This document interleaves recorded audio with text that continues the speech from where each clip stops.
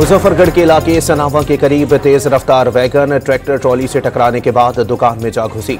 4 अफराद जाँ बहक और 12 शदीद जख्मी। मुसाफिर वैगन कोट अद्दू से मुल्तान जा रही थी। इस्लामाबाद की इंसदाद दहशतगर्दी अदालत ने 24 नवंबर के 32 मुल्जिमान को केस से डिस्चार्ज कर दिया।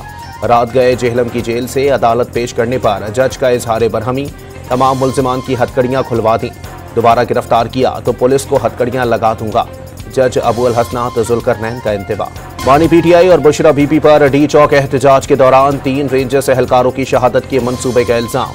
वाक़ये का मंसूबा अडियाला जेल में बनाया गया। कुछ कैदी मुशक्कती और खुफिया पुलिस के मुलाजमीन गवाह करार।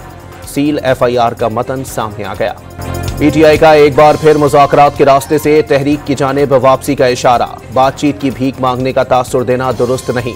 9 मई और 24 नवंबर वाक़यात की तहकीकात कराने की शराइत ना मानी गई तो सिविल नाफरमानी की तरफ जाएंगे।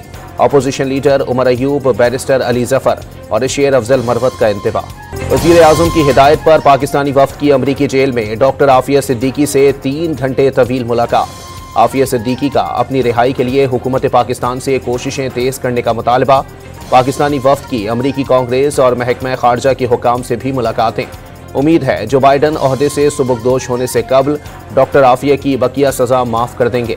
सेनेटर तलहा महमूद पुरुमी। महंगी बिजली से निजात की जानिब एक और कदम। वफाकी हुकूमत का मजीद 6 IPPs के साथ मुआहदे खत्म करने का फैसला। 300 अरब रुपए की बचत हो सकेगी। हुकूमत इससे पहले भी 5 IPPs से मुआहदे खत्म कर चुकी।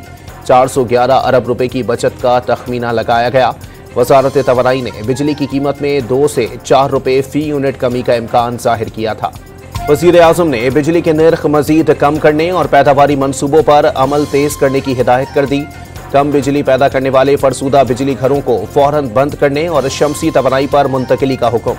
मकामी वसाइल को तरजीह देने की भी हिदायत। मुल्क भर में शदीद सर्दी की लहर जारी। गिलगित बल्तिस्तान की वादी हुंसा में पारा -19 तक जा गिरा।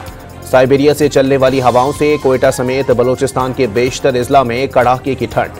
कोयटा में -6 और ज़ियारत में -5 रिकॉर्ड। मगरिबी हवाओं के बाइस कराची में भी जाड़े ने रंग जमा दिया। सुबह सवेरे 11 डिग्री रिकॉर्ड। मुल्तान के निश्तर अस्पताल से नौमौलूद बच्चा अगवा करने वाली खातून गिरफ्तार। बच्चा वालिदैन के हवाले कर दिया गया।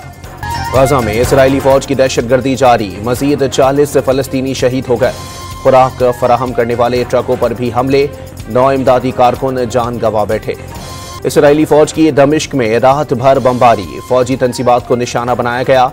शाम की फिजाई और बहरी कुव्वत नाकारा। तुर्किया की जानिब से इसराइली हमलों की शदीद मजम्मत। शाम की सूरत हाल पर गौर के लिए अरब ममालिक का सरबराह इजलास आज उर्दून में होगा।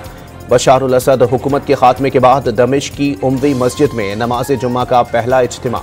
हजारों शहरियों की शिरकत। अमरीकी वजीर खारजा एंटोनी ब्लिंकन का बगदाद का गैर एलानिया दौरा। इराकी वजीर आज़म से तवील मुलाकात में शाम की सूरत हाल पर गुफ्तगू।